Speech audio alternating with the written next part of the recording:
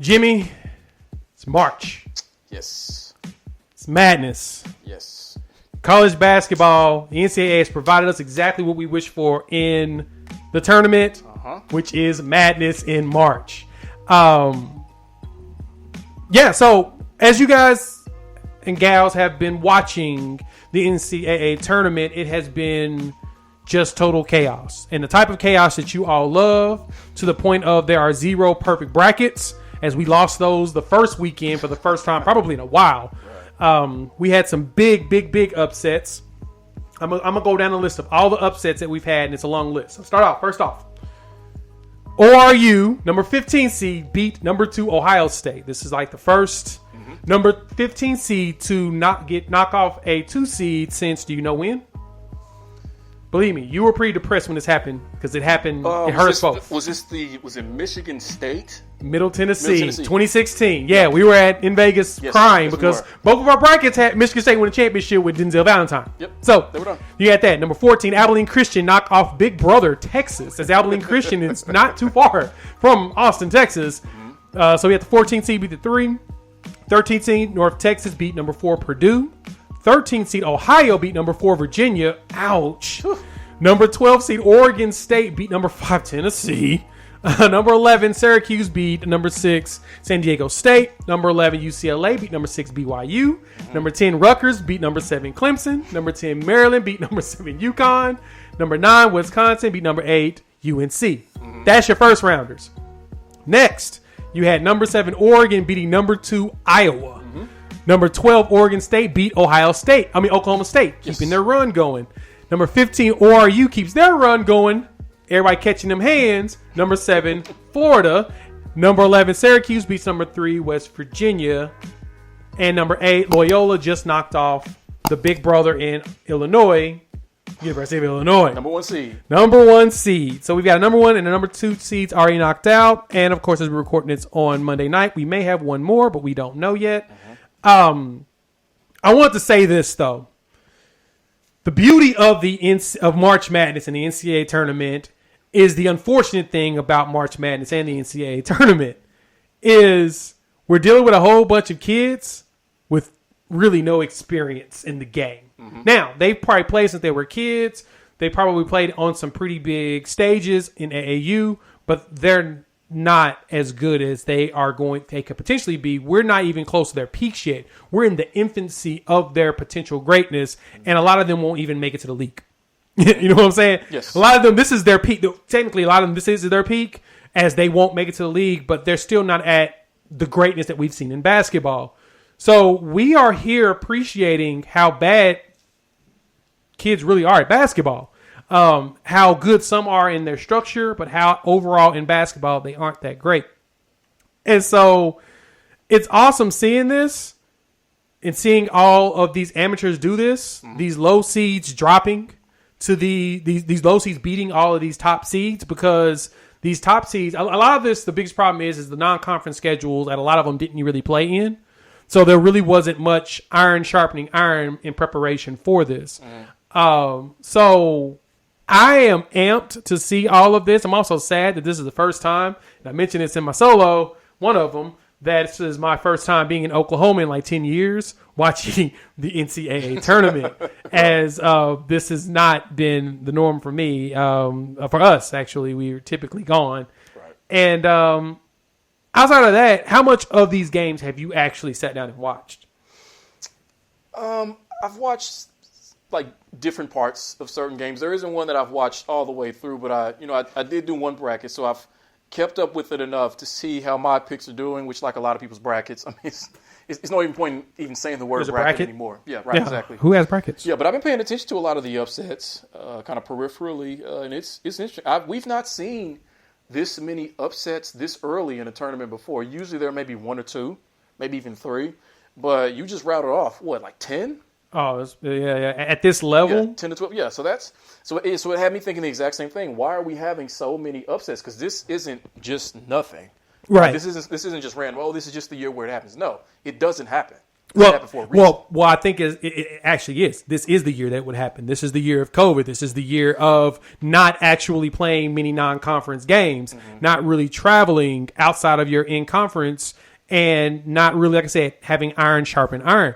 That is what this year has been. So a lot of these teams, I don't think they were just prepared. I mean, they're conference tourneys and playing the same conference teams. So it's not need to feel what it looks like from everyone else. So in that sense, it's not. I guess what I meant more so was this isn't random. This is random. It's random because this is an unprecedented year, as we've heard the word unprecedented since. That's part of the reason why it's not random, though, because if you sat out all the years of NCAA basketball and you said, okay, someone said to you in one of these years there's going to be all these upsets, which one would stand out to you? So you say, well, what about this year? Where you have COVID going on and you have all these other things. It's probably this year. So in that sense, it makes sense for it to happen with these extenuating circumstances we haven't had to play with before. Well, yeah, if there's context to the conversation, to the years, like if we just put out a random set of years and say pick your year, but if you actually provide context to each year, yes, you're right. This probably wouldn't be a random one. Everyone would say probably the year with COVID and schools canceling games and schools not making a tournament. Hell, we didn't have Duke. We ain't got Kentucky. Right. You know what I'm saying? Yeah. Like. But you know what's funny about that, though? With all these upsets, nobody cares. Nobody's talking about that. We don't miss them. You know, obviously, it's maybe the tournament's better for television if they're in it because of their rabid fan bases. But I have not thought about either one of those teams until just now when you said that because of everything that's been going on. Yeah, Louisville. I mean, we going down. There's a lot of the Blue Bloods that aren't there. Is North Carolina in the tournament? Have they been knocked out? They got knocked out early. They got knocked out. Yeah, they got knocked out early. So yeah. We lost North Carolina. Yeah, all the Blue Bloods, your real Blue Bloods, they're gone. So now, because of that, now I got to ask you this. Yeah. Is Gonzaga going to win all this?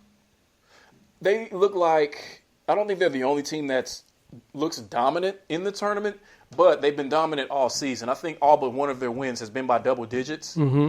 So it's easy to look at them as the Goliath, that this is finally the year that Gonzaga is going to roll right through the tournament and really dominate and really win when they've come somewhat close off and on throughout the last 10 to 15 years since they've had Mark Few, who's obviously a really good coach. So this might be the year that they do that, but it's hard to pick them because of how unpredictable the tournament has been around them to think that they can't have their day too. Yeah. And when was the last time we saw an undefeated team go straight through to the championship? So I talked about this in one of the videos I put together from one of my shows. This is the first opportunity. Well, not opportunity, but if they win it all, this is the first team since the 76 Indiana Hoosiers. Wow. And I don't feel like Gonzaga is the 76 Indiana Hoosiers. And let me explain why. This is some key things that team had. When Indiana won the national championship, they had 4 first-round draft picks on that roster. 3 of them the year of the championship. They had the number 2 pick, Scott May, the number 7 pick, Quinn Buckner, and then the number 11 pick, Bob Wilkerson. This was all in 76. Mm-hmm. From that championship team, the next year, the number 1 pick was Kent Benson, also from Indiana. Right. So they had 4 guys who are NBA, and they had some long NBA careers in an era when the NBA was not even saturated with talent. It was more concentrated. So if they were able to do that, that's something I feel like Gonzaga would have to show us. Gonzaga's the first team to come into the tournament undefeated since 2016, 2015, or 14-15, which was Kentucky, with Cat, Devin Booker, Willie Cauley-Stein. So the list is long for who they have, and these all are top draft pick players. Now, they do have Jalen Suggs, who's predicted to be top 3, but right now the unanimous number 1 pick is Cade Cunningham. Yeah. And because Gonzaga doesn't have that player, I don't know if they have additional players in the draft right now as far as the mocks go.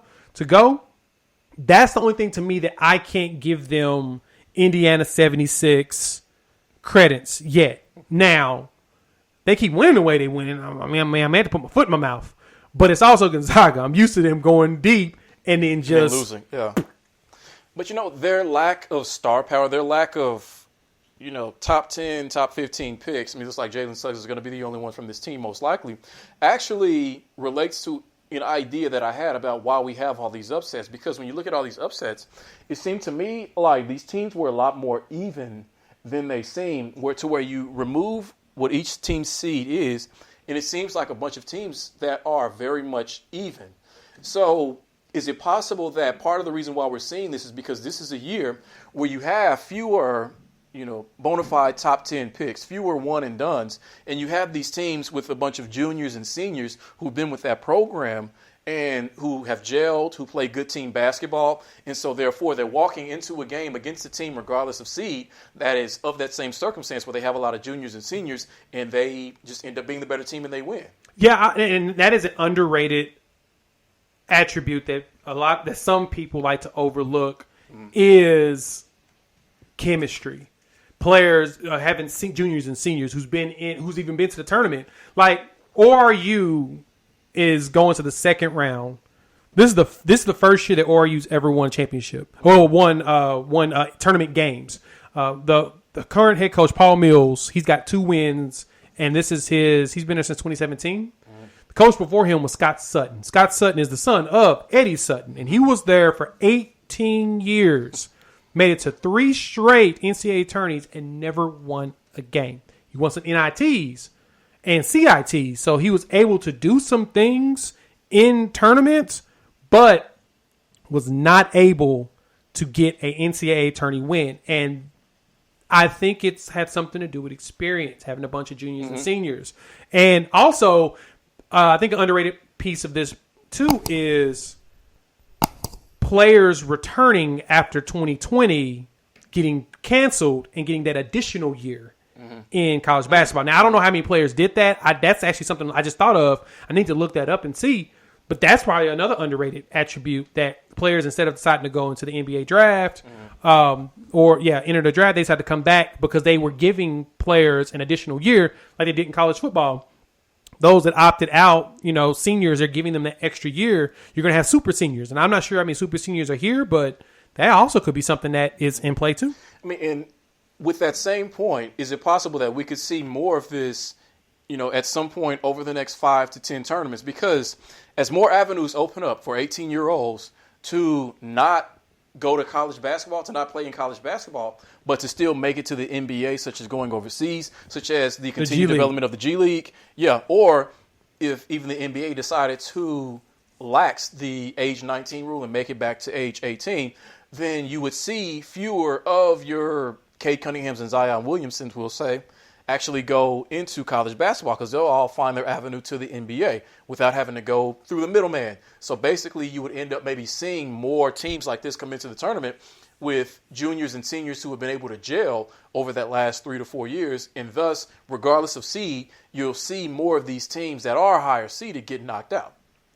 So is it possible this could be a sign of things to come for that reason? That could be. I mean, so far, the top 2 of the top 5 picks right now that is expected is Jalen Green and Jonathan Kuminga, who both play for the G League Select Team. So now it looks like Daisha Nix and Isaiah Todd both have dropped dramatically in the draft rankings right now, which that means it looks like because they don't have the NCAA tournament to give them more of a showcase. They're potentially losing out on their stock, even though they did play in the G League bubble. Right. That may be something that shifts things to where these players are saying, instead of me playing for this G League Select Team with other first-round picks, I want to either A, go to college and get shine my light at the NCAA tourney, or I want to go play for a different G League team so I can really stick out. So That's a good point.